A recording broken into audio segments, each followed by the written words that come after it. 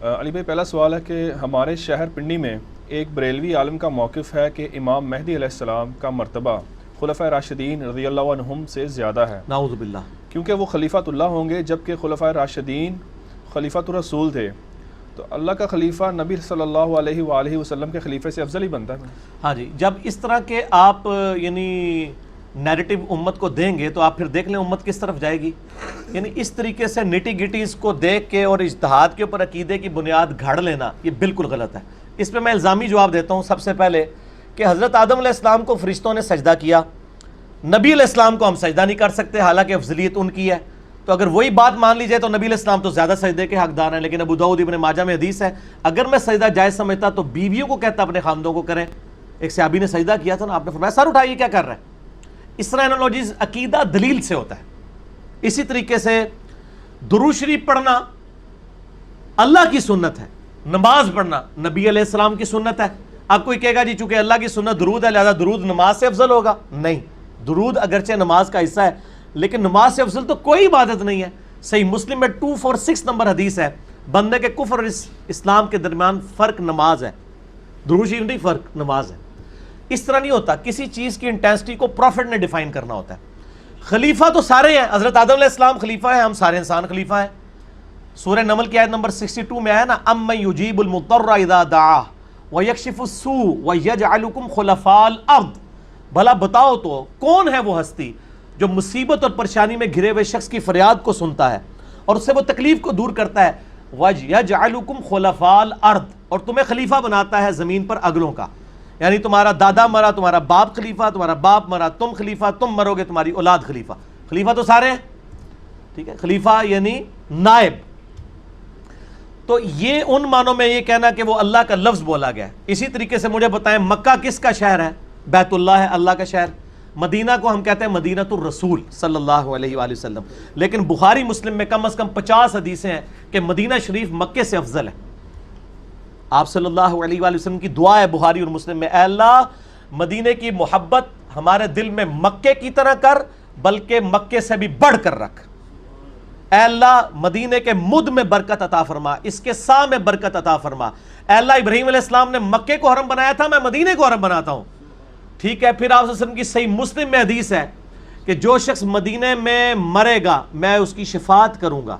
بخاری میں حدیث ہے حضرت عمر دعا کرتے تھے، اے اللہ مجھے مدینے میں موت دینا اور شہادت کی موت دینا، مکے میں تو موت نہیں مانی۔ تو بیت اللہ تو مکے میں ہے لیکن افضل مدینہ شریف ہے، ٹھیک ہے۔ اس طریقے سے اللہ رسول کو آپس میں کمپیئر نہیں کرنا چاہیے، یہ ایک آرگینک ہول ہے، ٹھیک ہے۔ ایز فار ایز تعلیمات آر کنسرنڈ اللہ رسول ایک ہے، ہاں خالق اور مخلوق کا فرق بولاتا ہے، بلکہ وہ تو آیا من یطع الرسول فقد اطاع اللہ، جس نے رسول کی اطاعت کی اس نے اللہ کی اطاعت کی عز وجل وصلی اللہ علیہ وآلہ وسلم۔ یہ بالکل باطل ہے اس کا عقیدہ۔ اس سے دوسرا سوال یہ پوچھا جائے کہ بتاؤ مولا علی افضل ہیں یا امام مہدی؟ یہ تو کسی کی جرت نہیں ہوگی کہ مولا علی سے افضل کہہ دے امام مہدی کو۔ تو مولا علی علیہ السلام خلیفہ راشد ہیں، خلیفہ تو رسول ہیں، ان کو خلیفہ اللہ تو نہیں کہا گیا۔ چلیں حضرت ابوبکر عمر کی تو ہم بات نہیں کرتے ہیں، وہ شاید اس کو ہضم نہ ہو۔ حضرت علی علیہ السلام، پھر سیدہ فاطمہ جس کی اولاد میں سے مہدی ہوگا۔ ابو داؤد میں اور مسند احمد میں حدیث ہے، مشکات میں بھی، کہ قیامت اس وقت تک قائم نہیں ہوگی جب تک کہ میری اولاد میں میرے ہی نام پر ایک میری فاطمہ بیٹی کی اولاد میں سے شخص نہ پیدا ہو جائے، امام محمد بن عبداللہ المہدی، جو پوری دنیا کو انصاف سے بھر دے گا۔ امام مہدی سے اگر ہم پوچھ لیں کہ آپ افضل ہیں یا سیدہ فاطمہ، تو میرا خیال ہے وہ سوال کرنے والے کا سوال بھی پورا نہیں ہونے دیں گے، اس کو شہادت کے مرتبے تک پہنچا دیں گے۔ ظاہر ہے بخاری مسلم میں حدیث ہے، فاطمہ میرے جگر کا ٹکڑا ہے، جس نے اسے تکلیف دی اس نے مجھے تکلیف دی۔ فاطمہ جنتی عورتوں کی سردار ہے، تو مہدی ہے جنتی مردوں کا سردار؟ اچھا جی، جنتی نوجوانوں کا سردار کیا مہدی ہے یا حسن حسین ہے؟ تو سر یہ کوئی جہل مطلق ہے، اس کو بریلوی بھی نہیں کہنا چاہیے، بریلویوں کا یہ عقیدہ نہیں ہے۔ احمد بریلوی صاحب سے پوچھا گیا احکام شریعت میں بتائیں اولیاء اللہ میں سب سے افضل کون ہے؟ آج کے بریلویوں سے پوچھے وہ کہیں گے شیخ عبد القادر جیلانی۔ احمد بریلوی صاحب نے فرمایا سیدنا ابوبکر الصدیق رضی اللہ تعالیٰ عنہ، وہ اولیاء اللہ میں افضل ہے، ٹھیک ہو گیا۔ اسی طریقے سے بخاری میں حدیث ہے سیدنا ابوبکر کے چیپٹر کے اندر، اس میں ہم نے ریسرچ پیپر کربلا والے میں بھی ڈالی ہوئی ہے، انٹرنیشنل نمبر کے مطابق 3671 صحیح بخاری میں، محمد ابن حنفیہ مولا علی کا بیٹا ہے، حنفیہ نامی عورت سے، وہ ایک دن پوچھتا ہے کہ بتائیے رسول اللہ صلی اللہ علیہ وآلہ وسلم کے بعد اس امت میں سب سے افضل کون ہے؟ مولا علی سے پوچھ رہا ہے، یہ علم کا پہاڑ مولا علی ہے یا امام مہدی؟ مولا علی۔ مولا علی فرماتے ہیں اس امت میں رسول اللہ کے بعد سب سے افضل ابو بکر ہے۔ تو پوچھتا ہے اس کے بعد، فرمایا عمر۔ کہا میں نے کہا تیسری بار پوچھا تو حضرت عثمان کا نام لیں گے، تو میں نے کہا اس کے بعد تو آپ ہی ہوں گے۔ تو حضرت علی نے عاجزی کی، انہوں نے کہا میں تو عام مسلمانوں میں سے ایک مسلمان ہوں۔ وَمَنْ أَحْسَنُ قَوْلًا مِّمَّنْ دَعَا إِلَى اللَّهِ وَعَمِلَ صَالِحًا وَقَالَ إِنَّنِي مِنَ الْمُسْلِمِينَ۔ اس سے بڑھ کر کس کی بات اچھی ہو سکتی ہے جو لوگوں کو اللہ کی طرف بلائے، خود بھی نیک اعمال کرے، اس کے باوجود کہ میں بھی ایک عام مسلمان ہوں، میں بھی مسلمانوں میں سے ہوں۔ اس کا مصداق سورہ حامیم السجدہ کی آیت نمبر 33، سورہ فصلت بھی سے کہتے ہیں مولا علی علیہ السلام بنے۔ تو مولا علی کے برابر کون ہو سکتا ہے؟ ٹھیک ہو گیا جی۔ بخاری مسلم کی حدیث ہے سب سے بہتر زمانہ میرا، پھر میرے صحابہ کا، پھر ان کا جو ان کو دیکھیں، پھر ان کا جو ان کو دیکھیں۔ تو یہ صحابہ کے مرتبے کو تو کوئی پہنچ ہی نہیں سکتا۔ امام مہدی علیہ السلام کو جو ہم افضل مانتے ہیں وہ صحابہ کے بعد۔ یہ جنہوں نے کہا جی خلیفۃ اللہ، تو میں نے پھر کتنی الزامی جواب دے دیے۔ اگر یہ انالوجی بنانی شروع کر دی جائے تو پھر تو اینڈ رزلٹ کوئی نہیں نکلے گا۔ مولا علی ان کو ٹاپ پہ دیکھیں۔ یہی میں کہتا ہوں نا، وہ کہتے ہیں ویسے کرنی نے دانت توڑ دیے تھے، تو میں ادھر بھی یہی پھکی دیتا ہوں کہ بخاری مسلم میں موجود ہے۔ سال ابن سعد السعدی کہتے ہیں مجھے پتہ ہے کہ جب غزوہ احد میں حضور کے یہ دانت شہید ہوئے تھے تو کس نے پانی ڈالا تھا اور کس نے زخم دھویا تھا؟ مولا علی رضی اللہ تعالیٰ عنہ پانی ڈالتے تھے اور سیدہ فاطمہ زخم دھوتی تھی، اور جب خون نہیں رکتا تھا تو ایک کاٹن کا کپڑا جلا کے سیدہ فاطمہ نے اس زخم پہ رکھا تو وہ خون رکا۔ وہ خون اتنا نکلا تھا کہ آپ صلی اللہ علیہ وآلہ وسلم بے ہوش ہو گئے تھے بلڈ پریشر لاس ہونے کی وجہ سے، اور آپ کی شہادت کی خبر مشہور ہو گئی تھی، قرآن میں آیا نا وما محمد الا رسول قد خلت من قبلہ الرسل افإن مات او قتل۔ اگر یہ تو اللہ کے رسول ہیں، اگر یہ فوت ہو جائیں یا شہید کر دیے جائیں، کیسے تم دین چھوڑ دو گے؟ تو یہ شہادت کی خبر مشہور ہو گئی تھی۔ تو میں نے اس میں کہا تھا کہ اگر مولا علی اور سیدہ فاطمہ نے اپنے دانت نہیں توڑے جن کے سامنے ٹوٹے تھے، تو ویسے کرنی نے کہاں سے توڑنے تھے؟ کیا آپ یہ کہیں کہ ویسے کرنی کا عشق رسول سیدہ فاطمہ اور مولا علی سے زیادہ ہے؟ یہ ویسے کرنی بھی سن لیں تو آپ سے پوری زندگی کلام نہ کریں۔ اور ویسے کرنی تو خود مولا علی کی طرف سے جنگ صفین میں لڑتے ہوئے معاویہ بن ابی سفیان رضی اللہ تعالیٰ کے خلاف شہید ہوئے ہیں، حضرت علی کی فوج میں لڑے ہوئے ہیں، حضرت علی کے ہاتھ پہ بیعت کی ہوئی ہے ویسے کرنی نے، تابعی ہیں۔ اور صحیح مسلم میں حدیث ہے خیر التابعین اویسے کرنی ہے، تابعین میں سب سے بہتر انسان اویسے کرنی ہے۔ وہ اپنی والدہ کی خدمت کی وجہ سے میرے پاس آ نہیں سکا، تابعین میں ان کو افضل مانا جاتا ہے، صحابی پھر بھی نہیں ان کو مانا جاتا۔ ٹھیک ہو گیا؟ تو یہ میرے خیال جذباتی جملہ ہے، ان کو توبہ کروائیں جی جس نے بھی یہ بات کی ہے۔ نماز تو سب کے پیچھے پڑھیں گے، میں نے بتایا نا، نماز اس وقت تک کسی سے الگ نہیں ہوگی جب تک کفر اسلام کا مسئلہ نہ بن جائے۔ یہ چونکہ کفر اسلام کا مسئلہ نہیں، یہ گمراہی کا مسئلہ ہے۔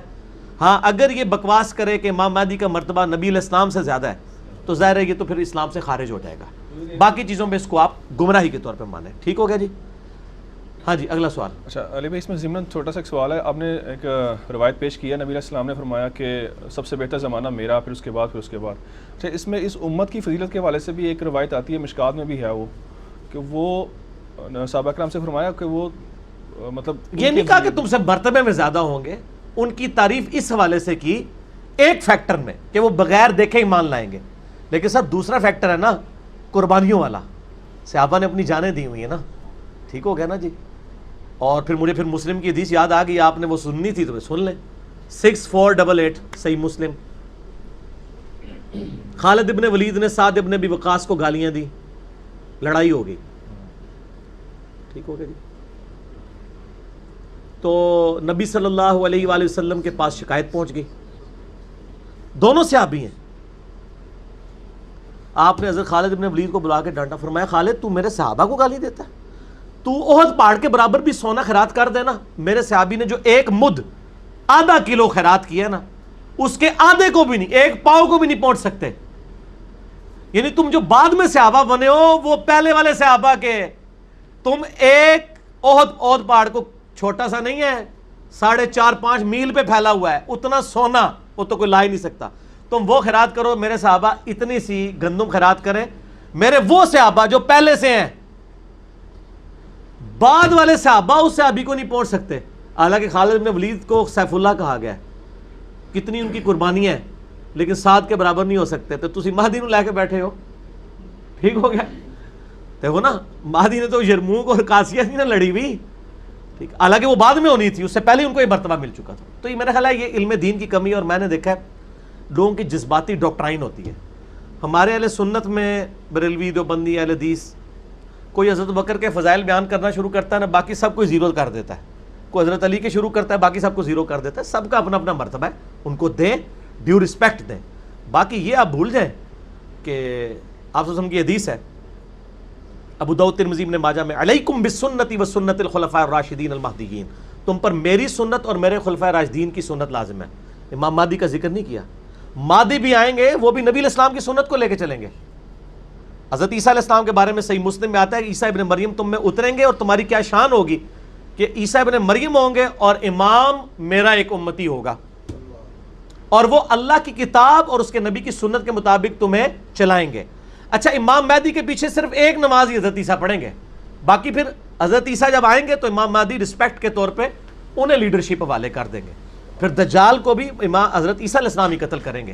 اور حضرت عیسیٰ آئیں گے اس لیے کہ امام مہدی کے قابو نہیں آئے گا دجال، وہ بہت پاورفل ہوگا.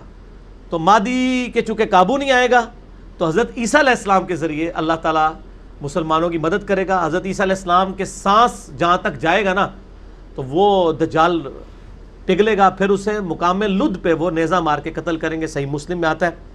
اور وہ لد پہ ہی آپ کو پتہ ہے اسرائیل نے 1960s میں بہت بڑا انٹرنیشنل ایئرپورٹ بنایا. وہ لگتا ہے وہیں سے وہ کسی بوئنگ 747 میں یا ایئر بس A380 میں فرار ہو رہا ہوگا تو حضرت عیسیٰ علیہ السلام انہوں پھال لین گے. لد ایک گاؤں تھا، کسی نے سوچا نہیں تھا یار اس گاؤں میں اتنا بڑا انٹرنیشنل ایئرپورٹ. وہ اپنے ابا جی کی تیاری کر رہے ہیں یہودی. ٹھیک ہوگا جی، ٹھیک ہوگا. اگلا سوال.